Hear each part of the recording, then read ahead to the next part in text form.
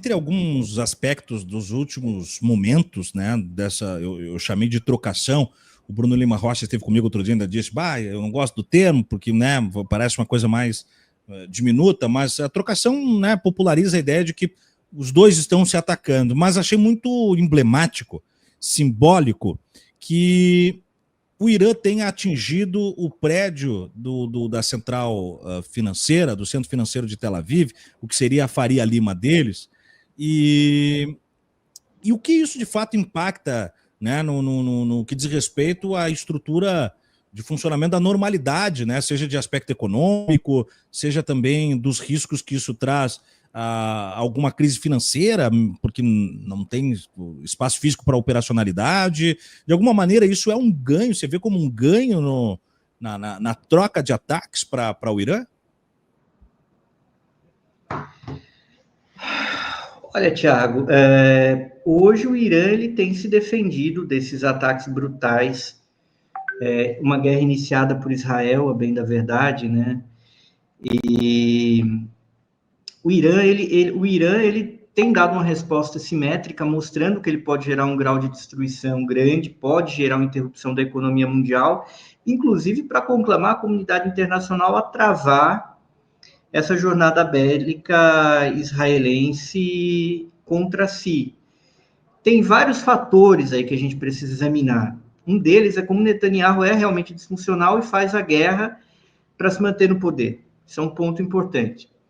Mas ele é utilizado por um sistema que ele percebe como disfuncional. Então, o problema é o governo de Israel ou é o Estado? É o Estado que mantém um sujeito como esse no poder. É mais ou menos como a questão do Bolsonaro. É um problema de governo, mas é um problema de governo que só é possível porque o sistema político ou tolera ou tolerou, permitiu que ele ganhasse da maneira como ele ganhou, depois de ter sido deputado durante muito tempo, e que chegasse lá e ainda governasse 4 anos. O nosso exemplo brasileiro aqui. O Israel não é diferente.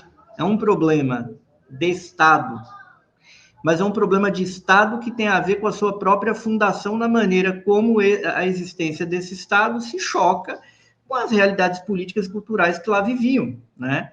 E lá na Palestina viviam o quê? Viviam judeus, cristãos, em relativa harmonia com os problemas que são comuns à humanidade, mas esse elemento da chegada de tantos e tantos judeus que vieram da Europa para lá, na forma como se deu o sionismo, já com massacres no início de Israel, né? A Nakba já é genocídio, já é limpeza étnica lá na década de 40, inclusive denunciada por intelectuais como Albert Einstein e Hannah Arendt, e vários outros intelectuais denunciaram isso.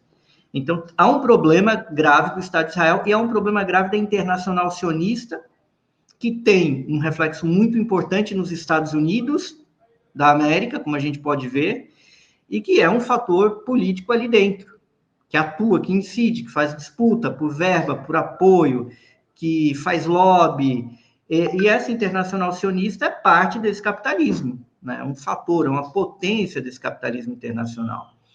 E um capitalismo que funciona conforme essa ordem que vem lá da década de 1870, 1880, com o Pacto Imperial das Conferências de Berlim, que, obviamente, vitimavam os judeus naquela altura do campeonato, e o movimento sionista transforma, né, ele se insere como parte desse sistema imperial, porque a burguesia judaica estava dentro desse sistema imperial, como ele é construído de 1880 para cá. Essa ordem foi abalada, mas ela nunca foi realmente mudada. Então, o que a gente está vendo é uma luta entre um mundo que quer nascer e um mundo que não insiste em morrer. O sionismo não tem nada a ver com religião, é um movimento político moderno, que se usa de uma religião clássica e de uma cultura e de uma etnia para ataca como país, se defende como religião, e contradiz o próprio texto bíblico, já que a gente está falando das escrituras, porque o Irã é um país milenar, aclamado como a terra do primeiro Messias, que é Ciro, e é um país que nunca perseguiu os judeus. Percebe? O Irã tem uma comunidade judaica milenar, que nunca foi perseguida, que tem espaço no parlamento. A comunidade judaica iraniana apoia o governo iraniano nessa guerra de resistência, enquanto Israel se vale disso. Então, religião por religião, digamos, o Irã tem muito mais fidelidade ao próprio judaísmo, enquanto religião, enquanto etnia, do que Israel. que essa... Diga lá, por favor. Não, pode completar. E é esse o cenário do que a gente tem. É um conflito que usam religião, estão usando agora em São Paulo, lideranças ali ligadas a Israel, que usam, por exemplo, os evangélicos e a doutrina evangélica. Israel não tem nada a ver com o cristianismo, estão fazendo política à direita para defender isso daí, né? E defendem isso daí, defendem essa guerra. O problema é que Israel está se vitimizando agora porque ele está conhecendo um adversário que tem um mínimo de poder de destruição, coisa que ele não conheceu nesse massacre contra os palestinos, porque é uma violência absoluta, há uma resistência em caráter de guerrilha por parte dos palestinos, que não tem forças armadas, isso aí é notório. E inclusive isso que você cita, né? Hoje, Natal da Marcha para Jesus, bandeiras de Israel a todos os cantos, Tarcísio se enrolou na bandeira de Israel para cantar um hino gospel.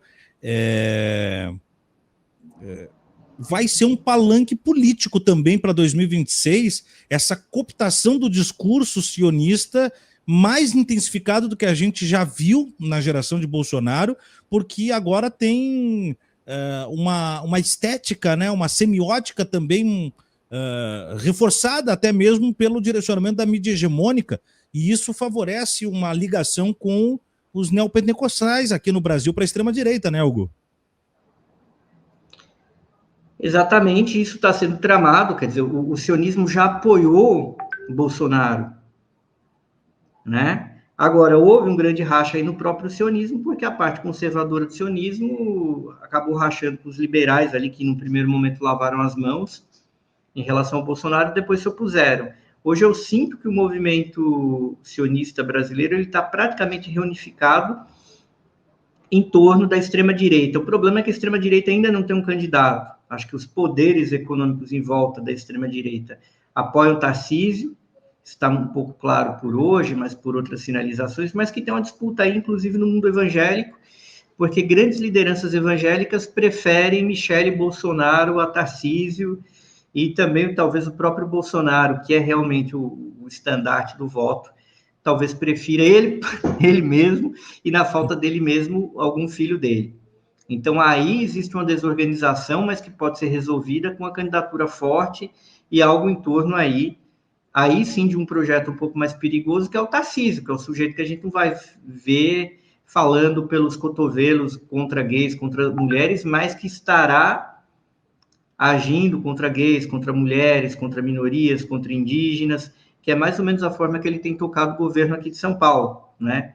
Inclusive com uma oposição, na minha opinião, de baixíssima intensidade por parte da maior parte das forças da esquerda, que tem optado por tocar coisa no fogo branco, que me parece um equívoco. Uhum.